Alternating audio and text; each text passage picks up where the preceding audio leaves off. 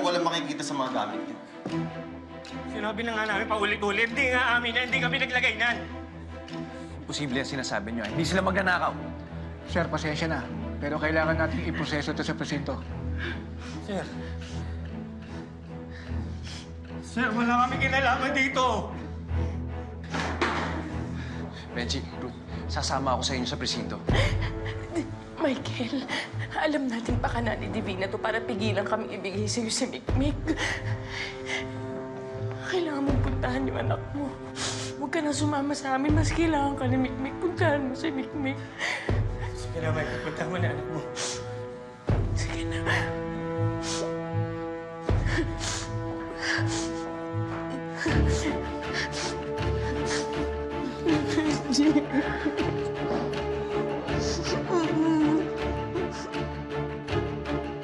Lola, baka po tayo pwedeng umalis. Wala pa po sila, Tita Ruth, saka... Hindi na tayo pwedeng mag-intay pa sa kanila. Ako na lang po maghihintay. No. You remember that guy who harassed me a few days ago? Ang sabi nila, nandito siya. Kaya we have to leave. The two of you. Dali! Opo, Tony. Dadali na po ba namin sa presinto? Look, pinatawagan ko na sila, Ruth. At sinabi ko na dumiretso na sila sa bahay. Kaya mas mauna pa sila dumating sa atin. Halika na! Halika na! Go!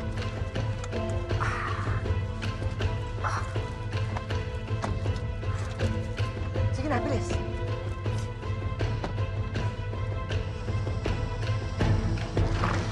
Khalifa III Robert.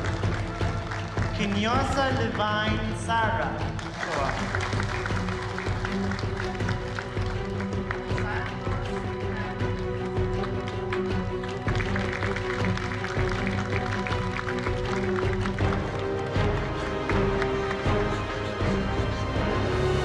Ay, naku. Success! Alam niyo, nakakapagod, no? Pagod ka, wala ka namang ginawa. Oo nga. Kami kaya yung nagbuhat doon sa Benji tsaka doon sa Ruth. Ikaw, andito lang. O may eksena doon sa mga bodyguards. Ay, sorry, Chichi. Uy, Sarah, hindi tayo sure dyan, ha? Baka sila yung eksena sa akin. Paano na ngayon yan? Wala na si Ruth, tsaka si Benji. Narinig ko na to dati. Sabi sa Miss Universe, in the event that the Miss Universe can no longer fulfill her duties, the first runner-up will take over. Presenting your new Mayordoma. Ano ka ba naman, Barbie? Nakuha mo pang magbiro. Nalagasan na nga tayo. Pinapagaan ko lang naman yung loob niyo, eh.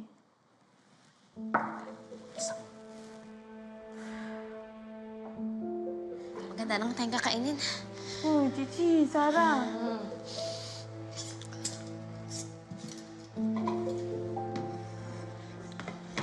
Marilyn. May tubig pa. Inumin mo po. Maraming salamat po, Tony. Sige po.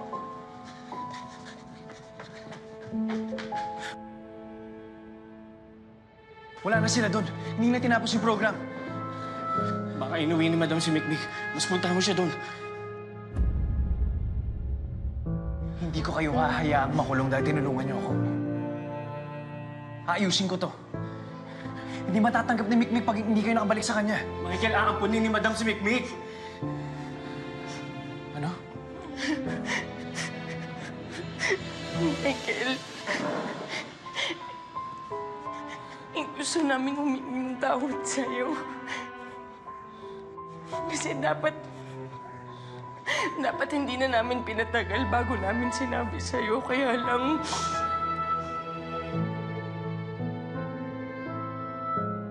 nangako kami kay Ella. Nangako kami kay Ella na ilalayo namin si Mikmik sa gulo. Sa gulo ng pamilya niyo. Michael, sorry. Sorry. Michael, nung nalaman kasi namin na nakalaya ka, nagtalo kami mag-asawa. Kasi alam namin wala kaming karapatan itapos si Mikmik sa'yo. Kasi ang gulo ang dami lang nagaling kaguluhan. Ang dami badama yung bata.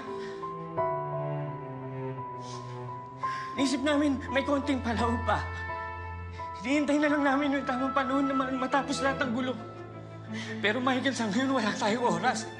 Aampunin ni Madam si Mikmik. Oras na ampunin niya yung bata, itatago na yung tatago na yung anak mo. Hindi mo na makikita yung anak mo.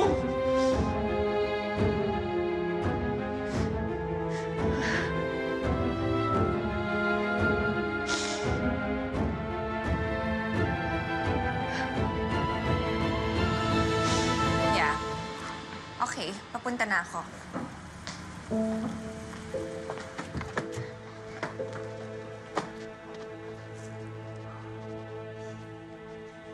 Nay! Tita Ruth! Tito Benji! Really? Wala bang GMRC subject sa school nila? At kung makasigaw sila, para silang mga taga-bundok. Look who's talking. Ikaw nga, kung imaltrato mo yung bata eh. Di ba mas masahol yun? And you don't? Well, not for now. They're still worried. Dahil hindi nakarating sila, Ruth, sa recognition day nila. Oh, look, I'm bored. I think they did. Pero hindi na sila nakapasok together with Michael. Hindi ba kita sinabihan? Oh, my memory. I think Michael went there to meet with Ruth and Benji. Mabuti na lang nakakuha ko ng extra security. Michael wasn't able to get near us. Michael knows? Probably. Why, does it bother you? Oh, I'm sorry, I forgot. Siguro nga, ulyanin na talaga ako. Mawawalan ka nga pala ng pag-asa pag nalaman mo that Michael is a child with Ella.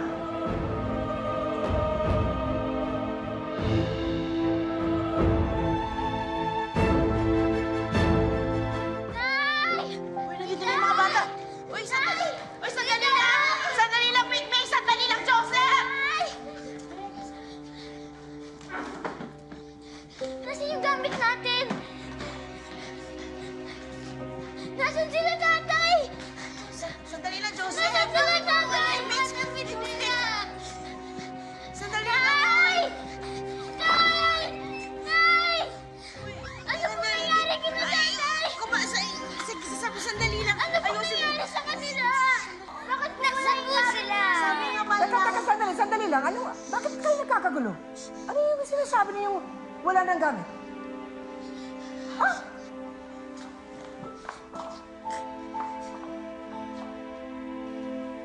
Oh my God. This can't be. This can't be. Bakit po? Is that true? Is that true? Bakit po?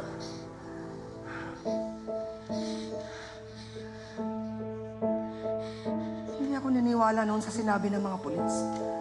Pero ang sabi na,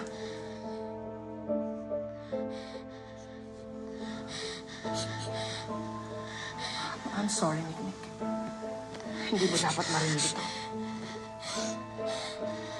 Ano po ba yun? Nasaan ang nanay at tatay ko? Nasaan sila? Kailangan ni Benji ng abogado. Papunta sila ngayon ng presinto, theft daw ang kaso. Pero alam ko gawa-gawa ng Divina to. Okay, Kuya, I'll take care of it. Saan namin kayo pupuntahan? Hindi sila lang, hindi ako damay. Dediretso ako kay Divina para sa anak ko. Kuya, teka, kay Divina? Sigurado ka ba, gulo yan pa nagkataon. Baka nga hinihintay ka ni Divina na gawin mo yan para may dahilan siya na ibalik ka sa kulungan. Basta, James, tutukan mo sina Benji. Mag-asawa yan. Benji at Ruth di Magmaliw. Driver at mayordoma ni Divina Salvador. And those two are their kids, sina Joseph and Mikmik. Mga katulong. Bakit apektado si Michael sa kanila? Hindi ko rin alam. As far as I know, hindi ko makita ang connection nila kay Michael. Noong nakakulong si Michael, may isang tumulong sa kanya. And you think it's one of them?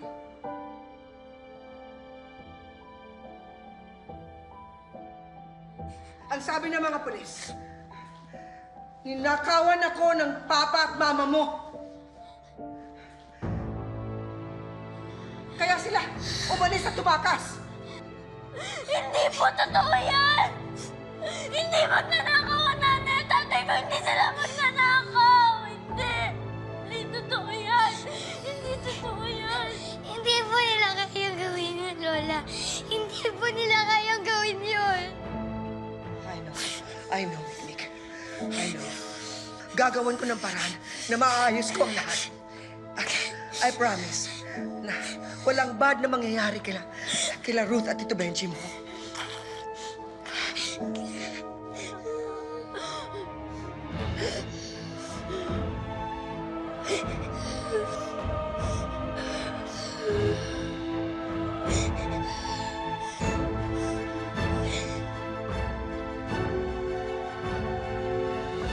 Anong nahanap mo sa kanila?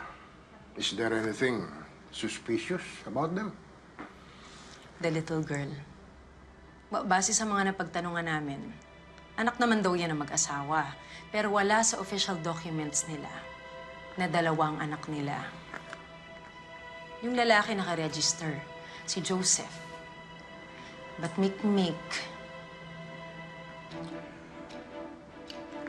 Tawagan mo si Katrina. Gusto kong malaman kung sino yung batang yan.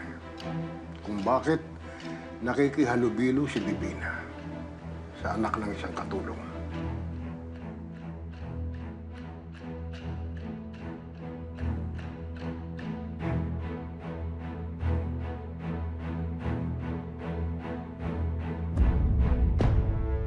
For now, mas mabuti siguro kung bumalik ka na muna sa kwarto mo, ha? Mahanap din natin sila, Tita Ruth mo. At mapapaliwanag nila kung ano talagang nangyari. Okay? Bumalik ka na muna sa kwarto mo. Sige na. Sige na.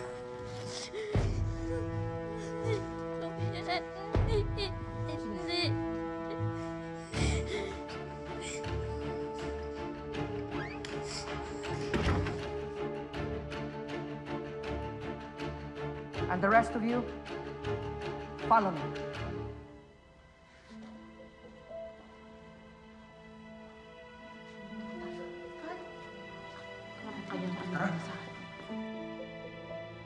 Kailangan niyong isurrender ang mga cellphones niyo.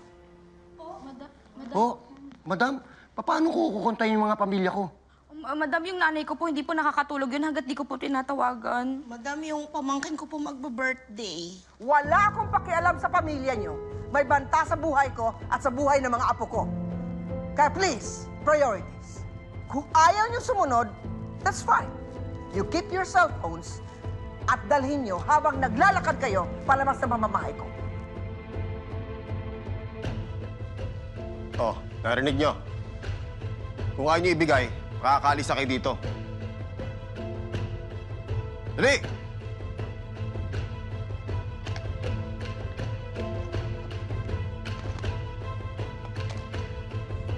Oh, ikaw din. Kunin niyo rin ang cellphone ni Britney. Dahil napakabait nung apo kong yun. Madaling mauto. Yes, madam.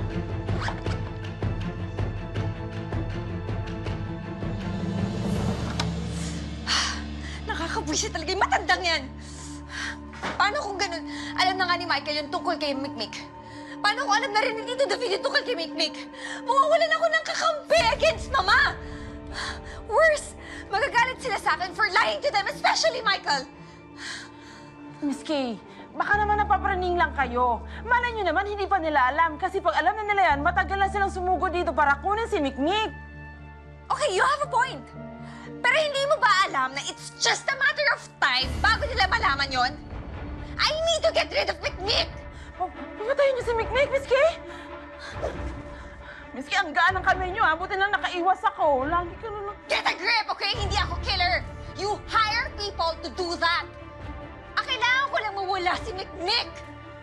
Miss Kay, ang sinasabi ko lang naman, baka makarma kayo ulit kagaya nangyari kay Amber din sa Palaka. Aray! Sa pulok na. And maybe I can get someone else to do it for me. Kailangan ko lang malaman kung anong alam ng Tito David.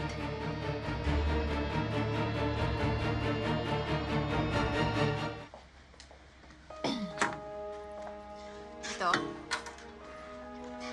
You wanted to talk? This kid, do you know her?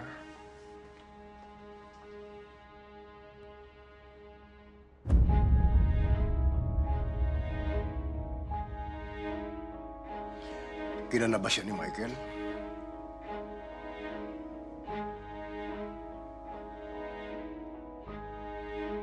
Hindi magnanakaw sila nanay at tatay. Magpapakamatay kami sa pagkakatrabaho pero hindi sila magnanakaw. Kahit yung gold medal mo, hindi nga nila nanakawin eh. Sinungaling sila.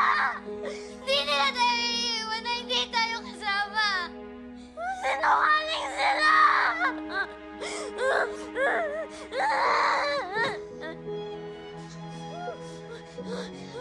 Britney, di ba may cellphone ka? Pwedeng mahiram kayo saglit lang. Sige na. Scary yung security ni Lola. Kinuha niya rin yung phone ko. I don't understand. They said bad things kina Tita Ruth. Hindi totoo yan. Hindi totoo yan. Papanunayan namin yun ni Joseph. But how? E paano? Wala tayong cellphone, di ba? Landline. Paano nga? Nakita mo, di ba madaming ang bantay? Kailangan natin sila lituhin.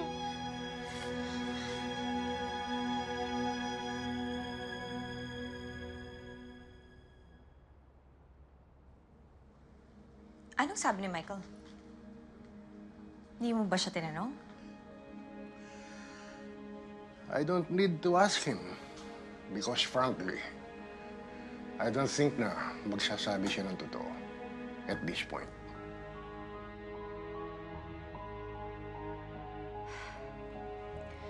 Baka naman wala siyang dapat sabihin.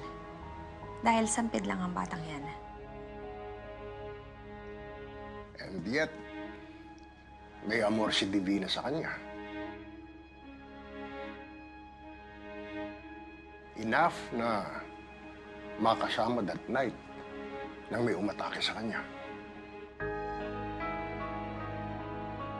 That was you? No, that was Divina herself. I must admit, a brilliant idea. Para unahan niya ako sa gagawin ko. That way, hindi ko na siya magagalaw. Dahil nakabantay na sa akin ang mga pulis. Which is why, kailangan ko ng bagong plano. Kung hindi ko marerendahan si Divina, pupuntirihin ko ang mga taong malapit sa kanya.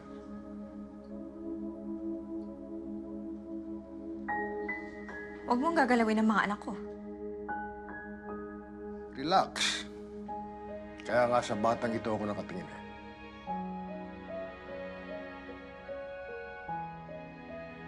Sino siya kay Divina?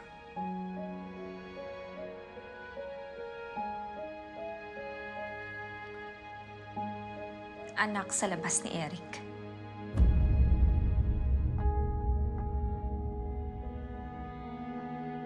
Kung gusto mo saktan si Divina, get rid of that kid.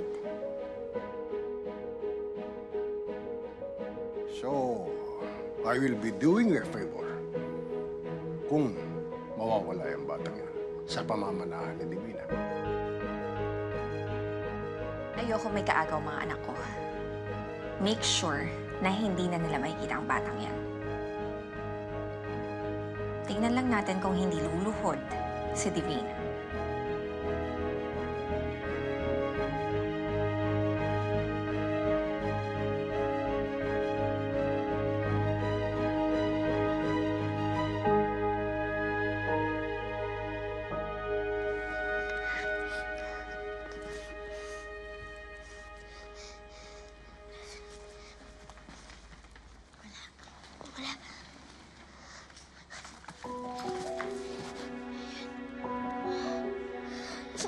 Ang dami nila.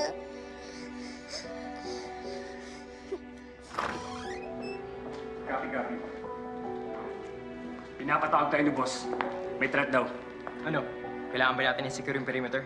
Tara na, huwag nang tanong ng tanong. Ano daw yung threat? Basta banta daw yun. Pero umaalis na sila. O, tingnan mo. Kanina 3 kalaban natin, ngayon isa na lang. Mas maganda na yun. I don't trust Katrina. Kanina there's something off about her. And do you believe na anak sa labas ni Eric yun? Eh bakit ngayon lang natin nababalitaan? No, I'm not buying it. Merong hindi sinasabi si Katrina sa akin eh. Ano? Hindi ko pa alam. Pero may kinalaman tungkol sa batang ito. This kid is becoming more interesting. Hindi lang dahil may kapit si Divina sa kanya, kundi pati si Katrina eh. Apektado na. Gusto ko malaman ang lahat tungkol sa batang ito. Gusto ko malaman kung bakit parang lahat sila nakatali sa batang yan.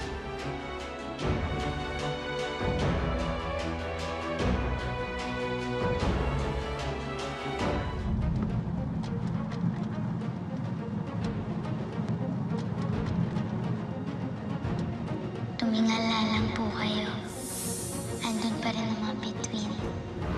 Kakampi mo silang nakikipaglaban sa dilim. Hanggang sa mamuti muli ang langit para sa atin.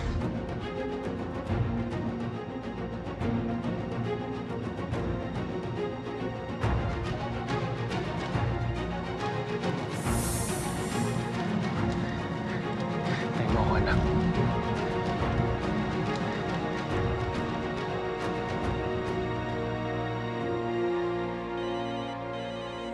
Yes? Hello, Divina. May balita ka na kay Michael? Wala pa. I think he's on his way to you. Well, that's expected. Divina, mag-iingat ka, ha? I'm not scared of him at all. Si Benji, si Ruth. Andito, sa loob, nakadetain. Gaya ng gusto mo. Good. Sila ang gagamitin nating bala laban kay Michael.